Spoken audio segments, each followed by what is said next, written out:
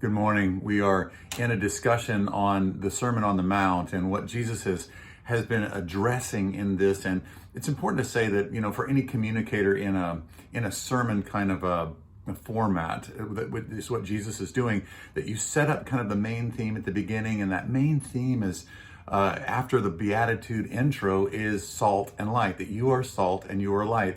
But if salt has lost its saltiness, or if light is underneath a bushel, it doesn't do what it's supposed to do. It actually kind of puts on mute the whole thing. And then Jesus deals with a whole bunch of these things in terms of how we live, of how we conduct ourselves in the world, and he addresses ways that salt loses its saltiness, and how light loses its shininess in this. And what he says is, we talked about, he first talks about this way that you handle anger, that is part of the way that you lose your saltiness, the way that you handle your sexuality, part of the way that we lose our saltiness. Now he's dealing with, in this section we're talking about today, salt and light and marriage. Salt and light and marriage. And that is that the way that Christians do and the way that we display and conduct ourselves in marriages says something to the world. It's supposed to actually say to the world, this is what it looks like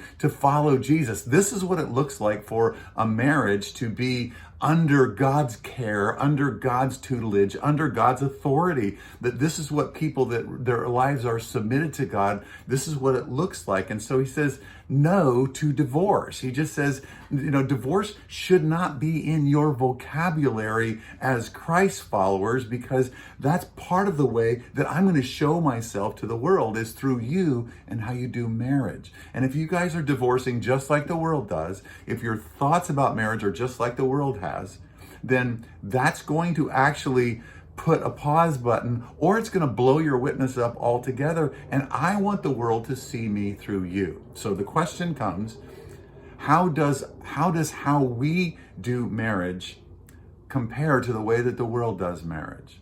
How does the way that you love your spouse, the way that you value and pump up the value of marriage, how is that different than the way that the world is? And that's what Jesus is challenging. I want you to think, Jesus says, about your marriage through the lens of my kingdom, through my kingdom coming in you and working its way out of you, and working its way out into your marriage. So that's our word to think about today.